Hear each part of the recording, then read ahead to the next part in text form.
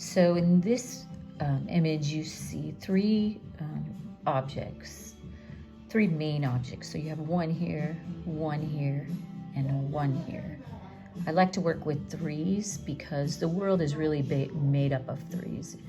If you think of the foreground, the middle ground, and the background, three. And then if you think of the ground, the stuff on the ground, and the sky, three. So if you use three objects, it just feels more natural to me. And I realize there's more than three in this image because there's these objects here in this dish. So, but if you look at this composition, you can see what I did was I cut this object off because it's dark and I didn't want it to become my main focal point. I wanted it to be an interesting shape. I didn't want to use a boring shape, but I didn't want it to be the main thing that you look at. The same with this object here. I used this object in the foreground.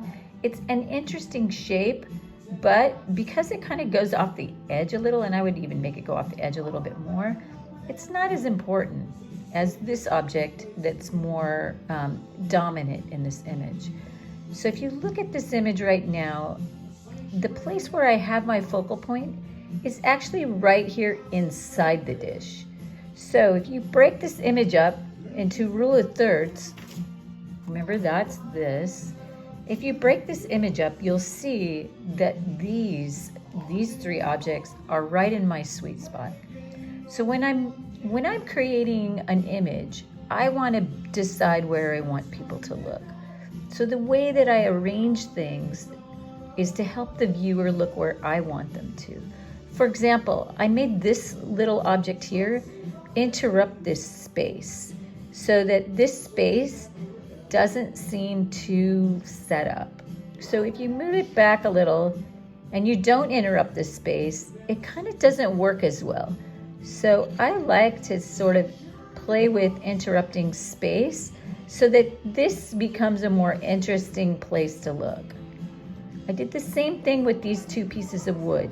If they were too straight or too uniform with each other, so if they were like this, they're not as interesting as if you push one up, so that it creates an interesting little space between them. And then you have this line that points to this object, this line that goes through the plate, and it points up to this object.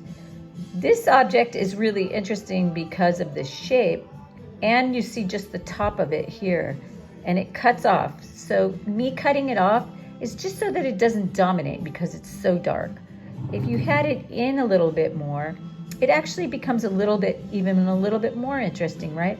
Because now it fits right in between this in an interesting way. If you just even tilt this a little bit, it even fits a little bit more because it fits here and then it fits around this shape in an interesting way. So when you're creating a composition, you really have to see how things work together. And because I know the rules, it's easy for me to set it up pretty quickly.